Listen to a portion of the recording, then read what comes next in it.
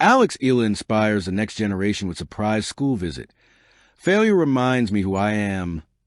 It was just another humid morning in Manila, the kind that made classrooms buzz with the soft hum of ceiling fans and the smell of chalk dust.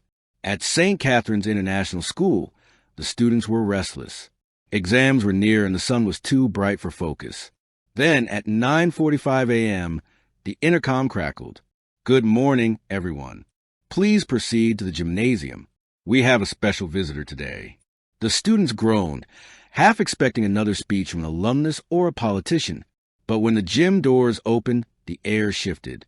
Standing at center court, wearing a crisp white polo and her trademark smile, was Alexandra Eala, the pride of Philippine tennis, the youngest Grand Slam champion in Southeast Asian history, and now world number 54.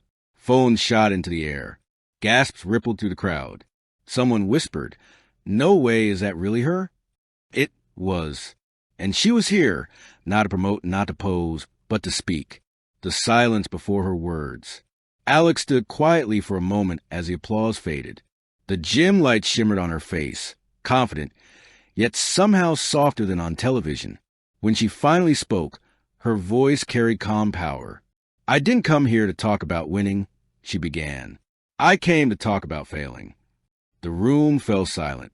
A champion who fell and rose.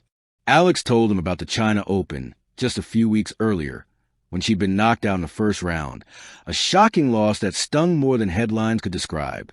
"I remember walking off that court, thinking I'd let everyone down," she said. "My family, my team, my country. I cried. A lot." She looked at the students, her tone honest, not dramatic. "But then I realized something. Every time I fail, I meet myself again. Failure reminds me who I am."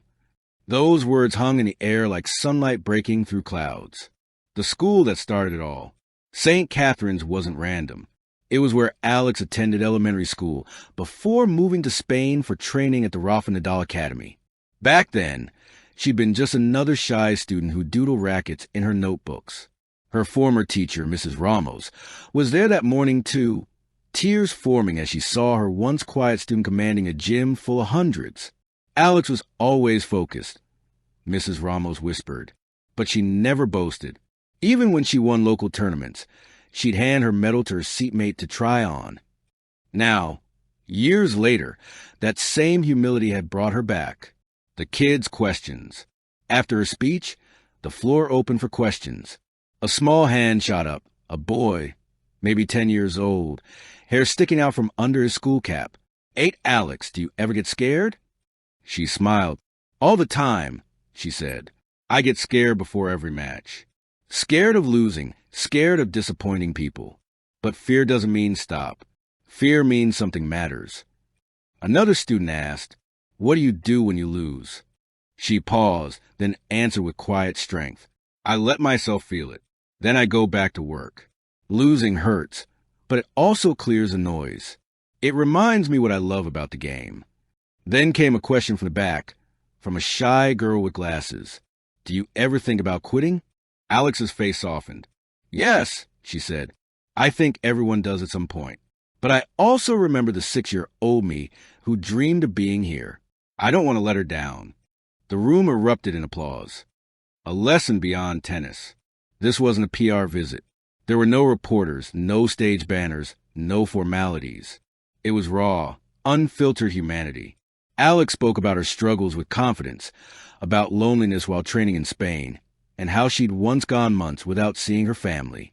"There were nights I wanted to give up," she admitted. "But I learned that success isn't built on perfect days. It's built on the days when you show up, even when you don't want to." She shared how she learned to cook her own meals abroad. A lot of burnt rice at first, she laughed, and how independence made her stronger.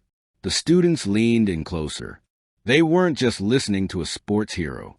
They were seeing a reflection of themselves, someone who stumbled, doubted, and kept going anyway. The principal's reflection. After the talk, Principal De Vera took the microphone. "Alex," she said, her voice trembling slightly, "when you were a student here, you once wrote in an essay that you wanted to make the flag fly. You've done that, but today, you've done something even greater. You reminded us that even champions bleed.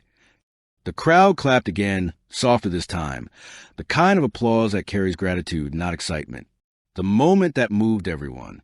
As Alex prepared to leave, a teacher approached her with a request. Would you visit the school's small tennis court? It's still there, the same one you used to play on. She agreed. When she stepped outside, a few students followed, barefoot on the concrete. The court was cracked, faded, the net sagging slightly, but her eyes lit up.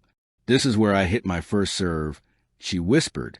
Someone handed her a racket from the equipment room. Old, the grip worn. She bounced the ball twice, smiled, and served. The ball sliced clean through the air, landing perfectly in the service box. The kids screamed in delight. Then, turning to them, she said, "It's not about how perfect your court is.